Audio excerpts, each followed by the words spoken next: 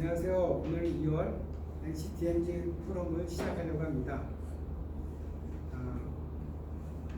올해 2022년에 NCDMZ 포럼은 북한 도시에 대해서, 특히 접경 도시에 대해서 저희들이 연구하고 또 그리고 그 현황들을 좀 알아보려고 합니다.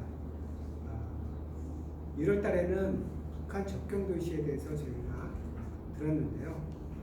그 전에 이번 달에는 우리나라 그렇다면 국토개발 정책과 또 전개가 어떻게 되는지, 통일국토 발전 방향이 어떤지를 알아야, 한국의 그 국토 발전 방향을 알아야 북한에 대한 것도 어떻게 이을 수 있는지도 생각도 할 수 있고, 또 우리가 꿈도 꾸지 않을까 하는 생각에서 이번 2월 달에는 한국의 국토개발 정책과 국토개발 방향은 어떤지에 대해서 오늘 저희가 들으려고 합니다. 오늘 역시 발표하실 분은 김용범 원장님이신데요. 오늘을 위해서 어쩌면 지금까지의 또 우리나라 개발을 위해서 50여 년간을 준비한 것들을 이 시간에 다 전할 수 있을지 모르겠습니다. 어쨌든 기대하는 마음으로 잘 듣기 원하고, 그리고 끝으로는 우리가 토론도 좀 하고 의견을 모으겠습니다. 그러면 김용범 원장님 모시겠습니다. 박수로 환영해 주시기 바랍니다.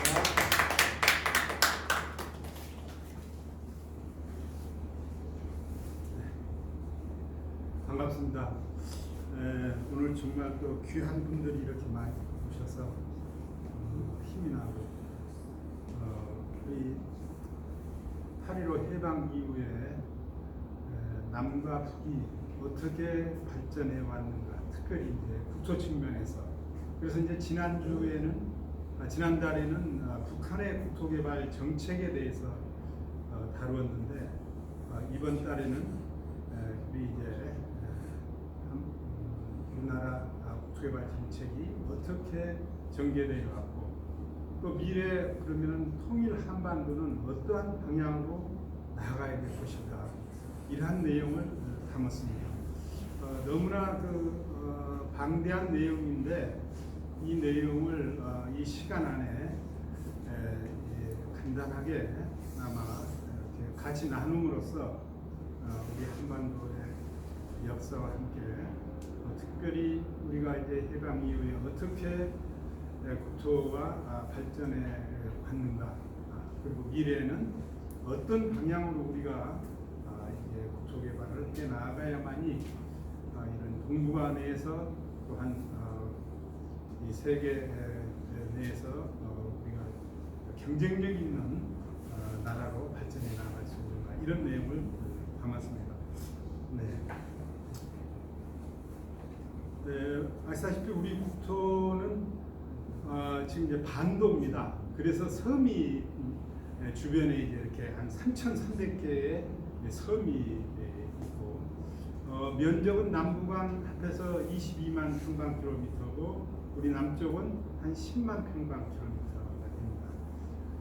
10만 평방킬로가 되기 전에 계속 9만 9천 평방킬로 이렇게 나왔었는데, 그동안에 큰 간척 사업, 오늘 여기에 나올 겁니다만, 이런 그 바다를 메우는 사업을 통해서 땅이 넓어졌어요. 그래서 이제 10만이 넘었습니다. 우리 남쪽도. 그리고 백두산에서부터 이제 쭉 지리산까지 백두대간이 이렇게 이 북쪽에서 남쪽으로 이렇게 뻗음으로써 이제 동고서저의 그 지형을 이루고 있습니다. 국토의 3분의 2 이상이 이제 이 산지로 돼 있어서 사실 가용 토지가 그렇게 많지는 않습니다. 대체로 이제 우리 한반도가 남북이 이제 1,100km 정도, 이렇게 동서는 약 300km 정도 됩니다. 한반도의 위치를 지도를 보면은 거의 이제 한경 최북단도 이제 중국하고 이렇게 다 있고, 그리고 이제 서단, 남단 이런 경우를 봐도 거의 중국과 연계되어 있습니다. 그리고 이제 독도가 있는 최동단 쪽이 바로 일본과 이제 연계되어 있는 그런.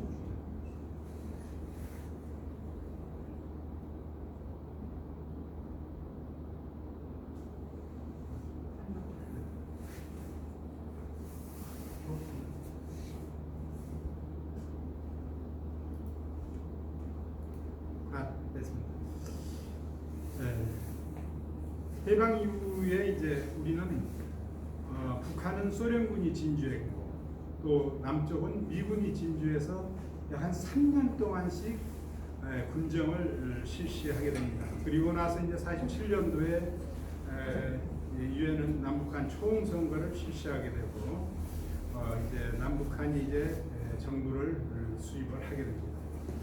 그러나 이제 남북한 외국군이 이제 철수를 하게 되는데 48년도 12월 25일 날 소련군이 철수하게 되고 49년 6월 29일 날 이제 미군이 철수해서 한반도에는 이제 외국군이 없는 걸로 이제 일단은 돼 있습니다. 그러나 이제 문제는 애치슨 선언, 그때 그 국무장관이었던 애치슨 선언에 의해서 아마 남침의 그 야욕이 북한에서 꿈꿔졌던 것 같아요. 이제 동북아시아에서 극동 방위선을 한반도를 제외를 시켰어요. 일본까지만. 그럼으로써 50년 1월 12일 날 그 애치슨 선언이 발표된 이후로 50년 6월 25일 날 이제 전격적으로 침략을 하기 시작합니다. 북한군은 이제 소련과 연결이 되어 있기 때문에 T-34 탱크 242대, 전투기 170대, 연수기 30대. 우리는 탱크가 한 대도 없었어요. 그리고 전투기도 한 대도 없었어요. 오직 20여 대의 훈련기. 이와 같이 우리가 우리의 국방을 지킬 수 있는 아무런 대비가 되지 않은 상태에서 이제 우리가 침략을 당했기 때문에 일방적으로 밀리게 되었죠. 오늘날도 우리가 이제 가장 중요한 것은 정말 국토 방위를 위해서 최대한의 우리의 그 군사력을 확보하는 일이 가장 중요하다고 생각이 됩니다. 이와 같이 이제 6.25 전쟁은 사실상 남북 간의 전쟁이라기보다는 국제적인 전쟁이 되어버렸어요. 보시다시피 유엔 참전국이 16개국, 여러분들은 많이 16개국으로 이렇게 기억을 하고 있을 거예요. 그러나 이제 의료 지원국 5개국, 물자 지원국 39개국에서 총 63개국이 이 전투에 참여를 하게 됩니다. 그래서 이제 참 2차 대전 이후에 가장 큰 국제적인 하나의 전쟁이 이 한반도에서 일어나게 됩니다. 그래서 엄청난 인명의 피해를 가져옵니다.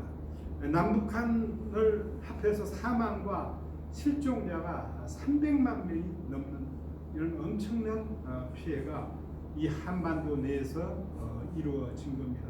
수많은 사람들이 정말 이 전쟁의 피해를 입었죠. 보시다시피 국토의 80%가 파괴가 되었습니다. 지난달에는 이 평양의 파괴 이 상황을 보여드렸는데 온전한 집이 10채도 없었다고 그래요. 평양에. 그 정도로 폭격을 받아서. 그러나 이제 국토 전체의 80% 파괴하면서 도시가 더 심각하게 파괴된 거죠. 여기 보시면 이제 서울에 여기가 지금 청와대 앞입니다. 우리 이제 가장 이순신 장군이 있고 세종대왕이 있는 그쪽의 이제 모습인데 이렇게 처참하게 파괴가 된 상태에서 우리는 이제 이 잿더미에서 다시 이 성장을 하게 됩니다. 8.15 해방 이후에 77년이 지났습니다. 그리고 50년 전쟁, 그리고 53년 7월 27일 휴전협정을 맺은 이후에 약 한 70년이 지난 오늘날 우리는 세계 10대 경제 대국이 되었고 북한은 세계에서 가장 가난한 나라로 남아 있습니다. 이렇게 다른 체제가 얼마나 큰 영향을 미쳤다는 것을 우리는 다시 한번 우리 한반도를 통해서 이제 알 수 있습니다. 자, 그래서 이제 이러한 가운데서 우리는 이제 국토 종합 계획을 이제 수립을 하게 됐습니다. 국토 종합 계획은 모든 국가 계획의 최상위 계획입니다. 참 감사하게도 제가 이 계획에 처음부터 다 1차, 2차, 3차, 4차 그리고 1차는 이제 이 제가 그 국토연구원에 들어가기 전에 세웠기 때문에 1차에 대한 내용을 공부는 했어요. 근데 2차부터는 우리가 이제 우리의 힘으로 1차는 이제 일본과 그리고 불란서의 이제 그 많은 학자들의 도움으로 이제 세웠고 그 이유는 우리가 세웠습니다. 그래서 최상위 계획, 이 계획에 따라서 도계획도 세우고 시계획도 세우고 군계획도 세웁니다. 그래서 어떻게 그런 국가가 우리 이 계획을 세워왔는가? 물론 해방 이후 50년대에는 이러한 종합 계획이 없었어요. 미 군정하에서 약 3년 동안 있으면서 철도, 도로, 항만 이런 걸 잇고 하는데 이제 3년 동안 사용을 했습니다. 옆에 폭파된 한강철교 그러니까 1950년 6.25 25일 날 전쟁이 터져서 물밀듯이 밀어내려온 것을 어떻게든지 더 이상 빨리 속도를 못 내게 하기 위해서 한강 인도교와 한강 철교를 폭파시켰어요. 6월 28일 날. 이때 700명에서 1000여 명 가까운 민간인들이 사망을 했습니다. 그리고 이제 정부 수립과 국토계획은 1948년도에 이제 남북한이 정부를 수립하게 되죠. 그래서 59년까지 우리는 전후복구 사업에 전력을 하게 됩니다. 철도, 도로, 발전소, 그리고 사회 간접 자본, 그리고 특히 이제 농공 생산 부분에 파괴된 시설을 복구하게 돼요. 그리고 경제 관련 정책으로서는 토지 개혁을 해요. 그래서 북한은 그냥 무상으로 몰수를 하고 무상으로 토지를 나눠줬고 우리는 유상으로 몰수를 하고 유상으로 토지를 분배를 했어요. 그래서 6.25 전쟁 때 이 토지 개혁 때문에 자기 땅을 지키기 위해서 더 정말 최선을 다해서 싸웠다. 그런 역사적인 이야기가 있습니다. 재정 통제 계획의 수립, 공장의 재가동 출입. 국토의 80%가 파괴된 상황에서 이제 공장을 하나하나 이제 다시 재가동하기 시작을 합니다. 이승만 정부 전후복구 진행 사항을 이렇게 쭉 보면은 참 이 폭파된 그 아까 한강 인도기 같은 경우도 58년도에야 완성을 해요. 얼마나 참 지금 같으면 굉장히 빨리 복구할 수 있는데 그런 경우도 있고 이제 조선소 지금은 이제 세계 1위에 우리가 이제 조선 왕국이 됐는데 그때 이제 조선소도 이제 다시 복구하는 이런 내용들이 쭉 담겨 있습니다. 1960년대 이제 경제 개발을 착수하게 됩니다. 그때 이제부터 경제 개발 5개년 계획 이렇게 제 1차 경제 개발 5개년 계획이 62년부터 66년까지 이렇게 이제 이때 가장 기본 목표는 식량 자급과 공업 성장을 위한 기반을 조성하는 겁니다. 정말 이 시대에 보면은 많은 사람들이 굶기도 하고 참 먹는 것이 너무나 어려웠어요. 그러면서 이제 어떻게든지 공업을 성장해야 되겠다. 오른쪽 이렇게 보면은 이제 울산 석유화학공단이 이제 그때 수립이 되고 우리 구로공단 지금은 이제 구로 디지털 공단이라고 해가지고 최첨단 산업이 거기에 다 들어가 있습니다만은 이제 구로공단이 그때 지금 앞에 이제 찍어진 사진 그리고 포항제철 포항제철이 이제 60년대에 되게 됩니다. 포항제철이 섬으로 우리가 세계적인 그러한 이 산업으로 특히 이제 조선 산업 그리고 자동차 산업 모든 산업에 우리가 앞장설 수 있는 그런 기반이 닦이게 됩니다. 정책의 주요 의도는 자연자원의 종합적 개발. 그때만 해도 우리가 뭐가 없으니까 자연자원을 종합적으로 개발해야 되겠다. 그리고 이제 산업 입지를 여러 곳에 적정으로 배치하는 그러한 도시개발, 사회 간접 자본, 그리고 이제 도로, 철도 뭐 이런 수송통신 현대화 같은. 그리고 그때는 이제 주로 서울과 부산을 축으로 해서 발전하기 시작했어요. 수도권에 있어서는 이제 구로공단, 뭐 이렇게 또 인천, 그리고 이제 부산, 대구 뭐 이런 쪽으로 해서 이제 이 서울과 부산 축으로 이렇게 발전을 하게 됩니다. 그때 이제 경부 고속도로가 처음으로 건설되게 되죠. 68년도에 시작을 해가지고 이제 70년 7월 7일 날 어떻게 보면 이게 세계에서 유례가 없는 가장 빨리 고속도로를 건설한 예라고 그래요. 그래서 물론 이제 고속도로 건설 이후에 여러 가지 그 복구하고 하는데 돈이 엄청나게 많이 들었지만 어쨌든 이 경부고속도로는 우리 이 나라 경제를 부흥시키는 데 큰 역할을 했습니다. 428km인데 429억이 투입이 됐으니까 지금 같으면 이제 도저히 뭐 상상할 수 없는 그런 이 값싼 가격으로 이제 됐죠. 자, 1차 국토 종합계획. 우리가 이제 이 경제개발 5개년 계획을 계속 수립을 하면서 그 안에 사회간접자본이라든지 국토개발이라든지 이런 걸 넣어놨는데 이제 정식으로 경제개발이 어느 정도 이렇게 좀 서 있으니까 우리 국토종합계획을 세우자 해가지고 이제 이 1차 국토종합계획을 세우기 시작했습니다. 그래서 72년도에서 81년 10년간의 계획을 세우는데 이때는 이제 우리가 이렇게 전문가가 그렇게 많지 않았어요. 경험 있는 사람도 많지 않고 그래서 경험이 많은 불란서의 학자들과 일본의 학자들이 상당히 도움을 주면서 우리가 이걸 수립을 하게 됐습니다. 그래서 국력의 신장 또 특별히 공업화 추진. 그래서 이때 보면은 이제 GNP가 319달러. 지금은 34,000달러죠. 네. 계획 목표는 국토 이용 효율화, 사회 간접 자본을 확충하는 것, 그리고 국토자원 개발과 자연 보존, 국민 생활 환경 개선. 이제 이쪽에 도면을 보시면은 동남안 공업벨트. 여기서 이제 울산에서부터 창원까지 이렇게 쭉 공단이 이제 들어서게 됩니다. 그리고 이제 수도권을 중심으로 이렇게 공단이 또 들어서게 되고.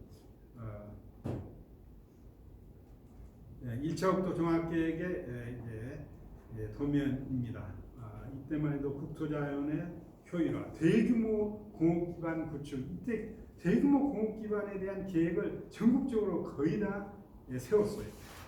그래서 이제 이 전체 이 남쪽에 우리 한반도 남쪽을 8중권으로 나누어 가지고 이렇게 8개 그 권역으로 나누어서 특성 있게 개발을 하게 됩니다. 그리고 이제 도립공원, 국립공원도 하게 되고 특히 이제 공업단지를 지역마다 다 배치를 하게 돼요.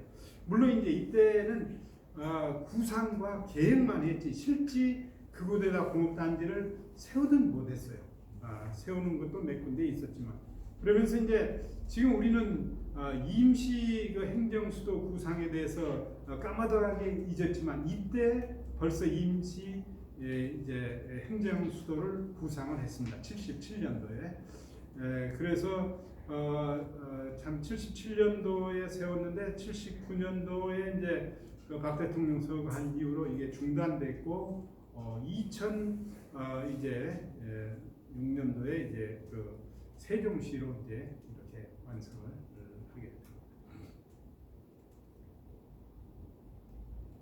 네, 그때 이제 우리가 참 그 소양강 댐을 완성을 시켰는데 67년도에부터 이게 우리나라에서 가장 큰 남쪽에서는 큰 댐입니다. 그리고 가장 이 높이도 높고 그리고 29억 톤 정도. 근데 지금은 이제 125m짜리가 하나 생겼어요. 그게 평화의 댐입니다. 거기에는 물은 없어요. 그냥 흘러내리게. 북한의 임남댐에서 이제 흘러내리는 물을 그냥 흘러내리게끔. 그래서 만일에 임남댐이 무너진다든지 이랬을 때 막아줄 수 있도록. 그래서 이제 한반도에서는 가장 높은 댐이 이 평화의 댐이 되었습니다. 이제 그 댐을 막고 그 때문에 1단계, 2단계 이렇게 또 3단계 하는 데 있어서는 저도 이제 거기에 참여를 했었습니다. 자, 2차 국토 종합계획. 어떻게 보면 2차 국토 종합계획부터는 우리의 힘으로 모든 계획을 다 세웠어요. 그래서 이때 저도 이제 그때는 국토개발연구원이라고 그래서 79년도에 수립을 했는데 78년도 10월 달에 이제 정부의 법을 이제 수립을 해가지고 79년도부터 국민 생활의 개선, 수도권에 이때부터 이제 수도권이 막 과밀하게 돼요. 다른 나라는 보면은 이제 지방에서 이렇게 도시로 이동을 할 때 작은 도시로 좀 이동을 하고 그 다음에 좀 더 큰 도시 이렇게 하면 이제 수도권으로 가는데 우리는 저 거제도에서부터 뭐 제주도 뭐 다른 섬에서도 젊은이들이 무조건 서울로 다 올라왔어요. 이 수도권.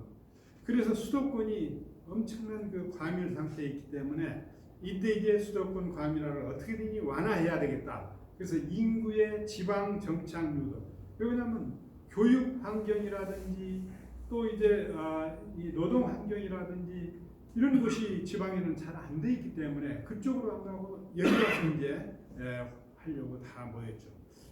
그리고 이제 개발 가능성의 전국적인 이제 확대를 하게 됩니다. 국민복지 수준의 제고. 이때 보면은 이제 어느 정도 윤곽이 드러나죠. 그래도 그때도 가장 이제 이 동남안 공업벨트가 가장 많은 이제 공단들이 들어섰고 이미 여기는 이제 생산이 높게 일어나고 있는 그런 때였습니다. 자, 2차 국토종합계획의 도면을 보시면은 이때의 이 국토 개발의 주요 정책은 성장 거점 도시, 그로스폴, 성장 거점 도시를 세워서 어떻게 하면은 그 성장 거점 도시를 통해서 주변을 발전시키는가 이렇게 해가지고 이제 성장 거점 도시의 1차 성장 거점 도시를 대전과 그리고 대구, 광주 이렇게 해서 이제 대전과 대구, 광주를 1차적으로 키움으로써 그 다음에 이제 2차 성장 거점 도시인 주변 도시를 키우는 이제 그러한 정책을 시도를 했습니다.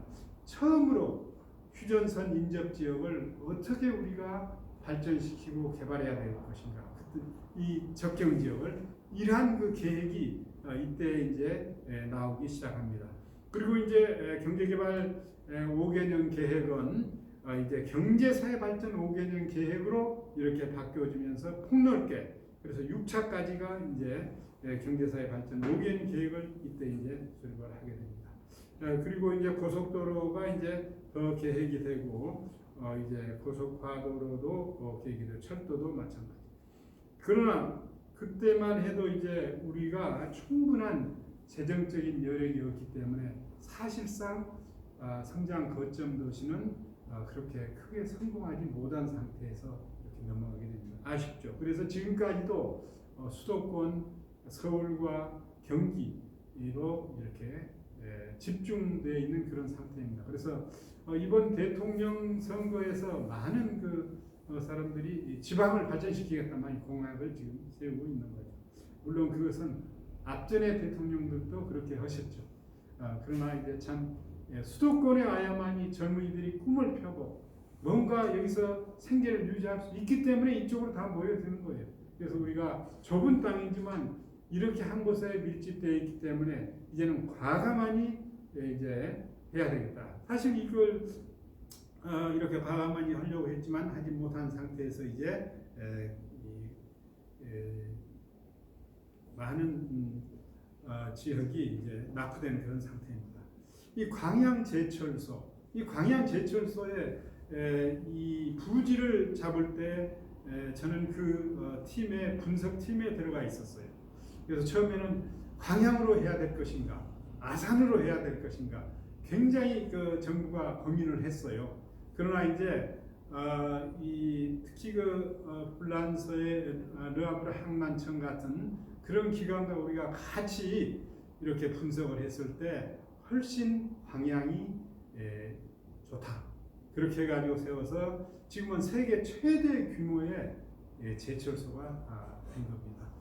정말 놀라웠죠. 이런 이 한반도 정말에서 세계 최대 규모의 그 제철소가 포항제철, 그 다음에 이제 광양제철소. 여기는 수심이 꽤 깊어요. 그렇기 때문에 큰 선박들이 접근을 하기가 좋습니다. 그러나 이제 서해안 같은 데는 좀 수심이 얕아요. 그래서 이제 큰 선박들이 오기가 좀 어려웠죠. 네. 자, 이제 3차 국토종합개발계획. 지금은 계속 10년간 1차 국토종합계획도 10개년 계획, 2차 국토종합계획도 10개년 계획, 또 3차 국토종합계획도 10개년 계획으로 세웠습니다.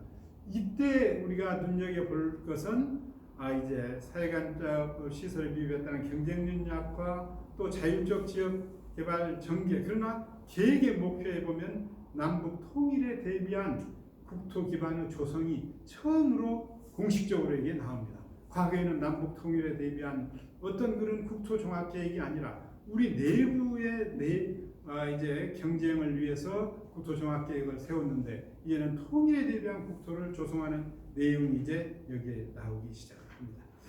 그래서 이제 제3차 국토 종합 계획에서는 지방 분권은 국토 형성과 통일 국토 기반 조성이라는 말을 앞으로 이렇게 내세우죠.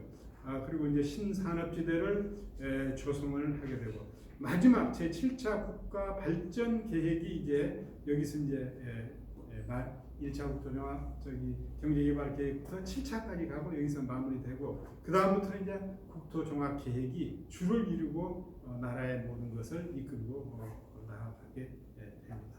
여기서 보면 이제 각각 특정 지역, 그리고 공업단지 이제 국토에 보면은 많은 곳에 이렇게 이 큰 틀에서 이렇게 넓게 이제 입지가 되어 있고, 국민 여가지대도 생각을 했고, 이때부터는 좀 우리의 경제적인 여건이 나아지니까 국민 여가도 생각을 하고, 그리고 이제 간척지, 새만금 간척지에 대해서 이제 뒤에서 제가 좀 말씀드리겠습니다만은, 우리가 땅이 좋기 때문에 해안 매립을 우리가 많이 해야 되겠다. 그런 차원에서 해안 매립 종합계획도 수립을 했습니다. 그리고 이제 어디에다 우리가 매립을 해야 됩니다.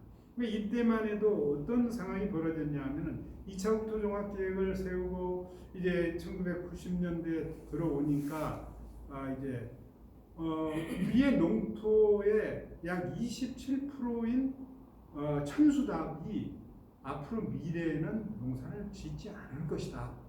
그러면은 2000년대에 갔을 때는 어떤 상황이 벌어지느냐? 식량의 무기화가 만일에 발생했을 때 우리가 어떻게 해야 되느냐? 그래서 그러면은 우리가 이 큰 간척지를 해서 정말 이제 기계화하는 그런 농토를 우리가 만들자. 그런 차원에서 이제 해안 매립이 시작이 됐어요. 네. 자, 이때 가장 큰 이제 사업 중에 하나가 이제 인천국제공항을 만드는 거, 그리고 새만금을 하는 거. 이게 노태우 정부 때인데, 인천국제공항을 이게 자리를 잡을 때 참 고민들이 많았어요. 과연 어디에다 해야 되냐고. 이제 김포국제공항이 너무나 이제 이렇게 비좁고 또 수요는 많고, 그래서 다른 데다 세워야 되는데 어디에 세워야 되느냐, 여러 군데를 봤지만 이제 이때는 그 영종도라는 섬하고 용유도라는 섬 가운데를 매립을 했어요. 그러니까 우리 땅이 엄청나게 거기서 넓어진 거죠. 또 그러니까 영종도를 뭐 깎아서 우리가 뭐 만든 것이 아니에요. 영종도와 용유도를 이어가지고 그 안에 엄청난 그 매립지를 만들어서, 그러니까 지금 세계 제1위의 그 인천국제공항이 된 거 아닙니까? 앞으로도 또 얼마든지 넓혀갈 수 있고, 참 그때 여기에 결정했다는 게 얼마나 참 우리에게 다행인 일인지 몰라요. 그래서 지금 뭐 어디에 내놔도, 지금 뭐 유럽을 가든 미국을 가든 어느 나라 가도 정말 우리의 인천국제공항 같이 참 잘 돼 있는 그런 국제공항이 드뭅니다. 그래서 이제 이 국제공항은 이때 이제 기본 계획도를 그리고 이거에 따라서 1단계, 2단계 그리고 최종 단계까지 해서 지금 착장 수준이 되고 있는 거죠.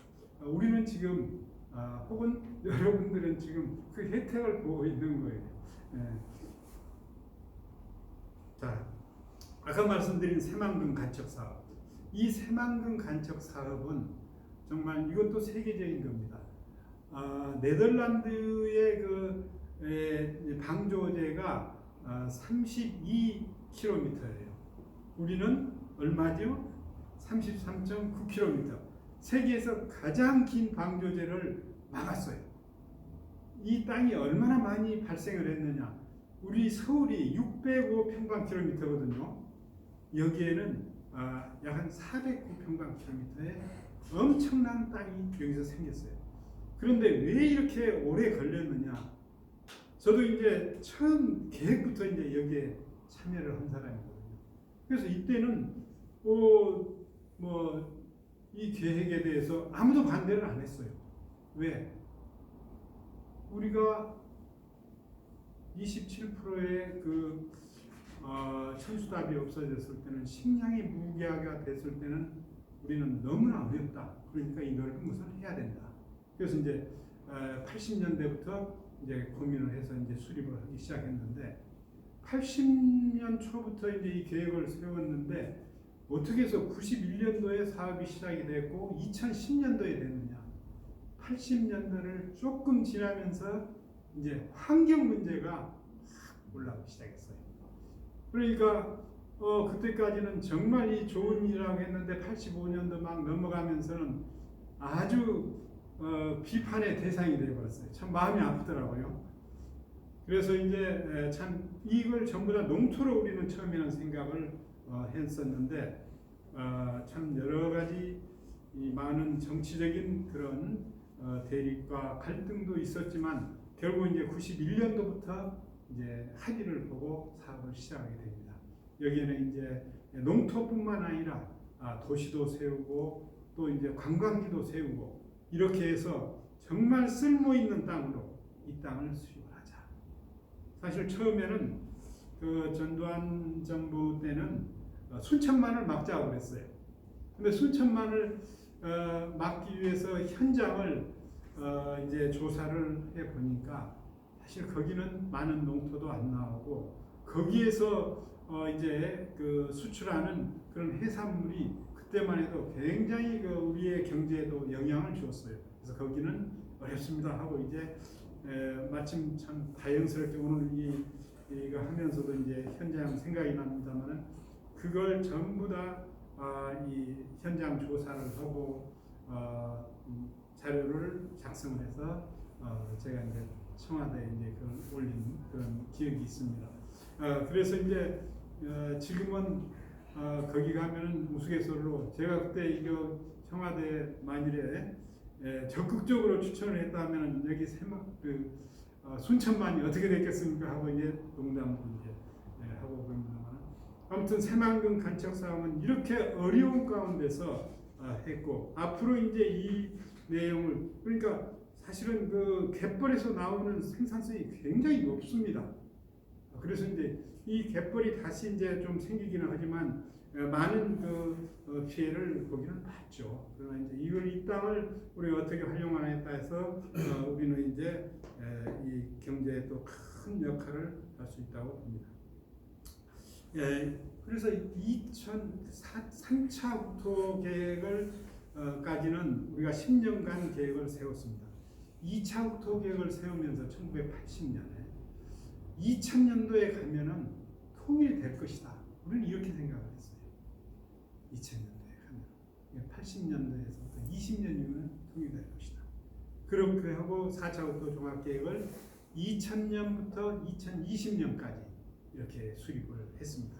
그때만 해도 이제 시대적 변화를 국가 발전의 기여로 전환하기 위한 국토 운영 전략을 세우고 새로운 국토 비전을 해서 2000년간 통일국토, 민족이 화합하는 통일국토를 우리가 어떻게 참 계획을 해나가고 발전시켜 나갈 것인가 이렇게 해서 이제 옆에 보시면은 이제 우리가 통일 국토를 생각을 하면서 압록강, 두만강 접경 벨트, 그리고 이제 서해안 신산업 벨트, 동해안 에너지 관광 벨트, 서해안 남해안 선 벨트, 이렇게 해서 이제 계획을 세워서 하면서 이제 국토의 미래를 바라보면서 이 20년의 제4차 국토 종합계획을 정부가 수립을 하게 됐고, 이 일을 이제 국토연구원이 주도적으로 이제 해왔죠.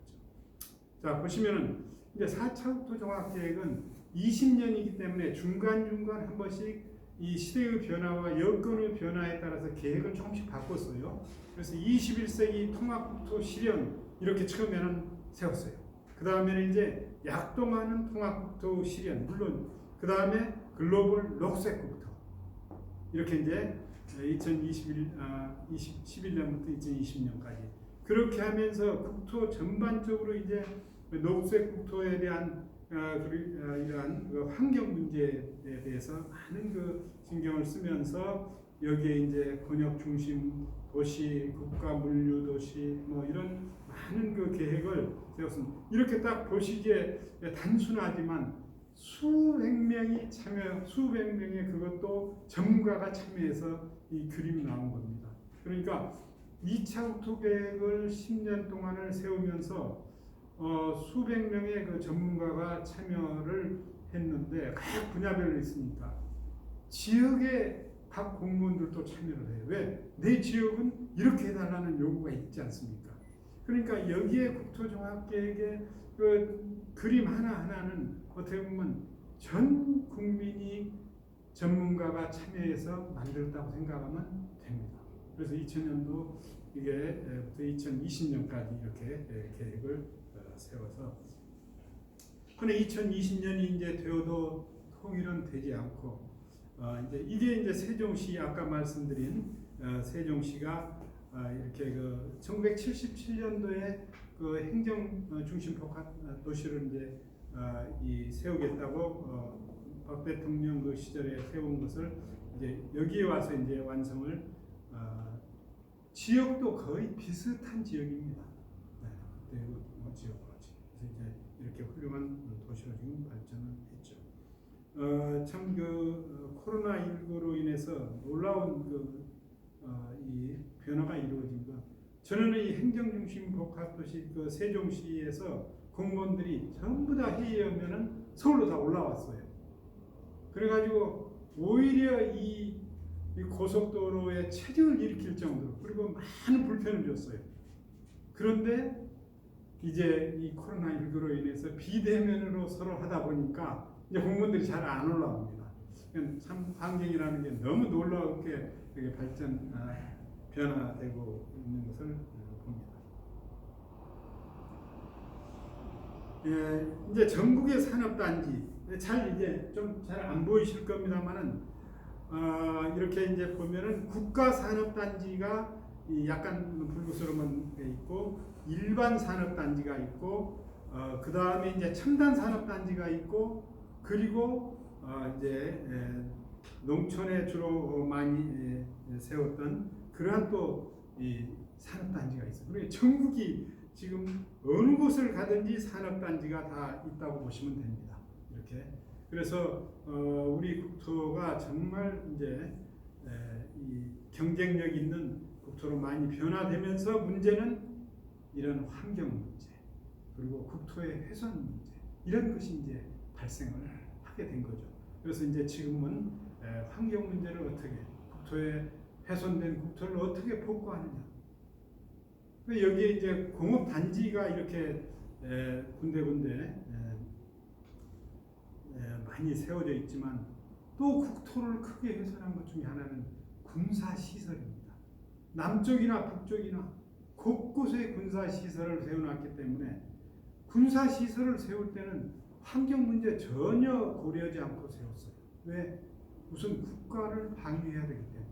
그래서 이 경기도, 또 인천광역시, 그리고 이제 이 강원도 지역은 접경 지역이기 때문에 많은 곳에 군사 시설이 있고, 또 물론 이제 후방에도 군사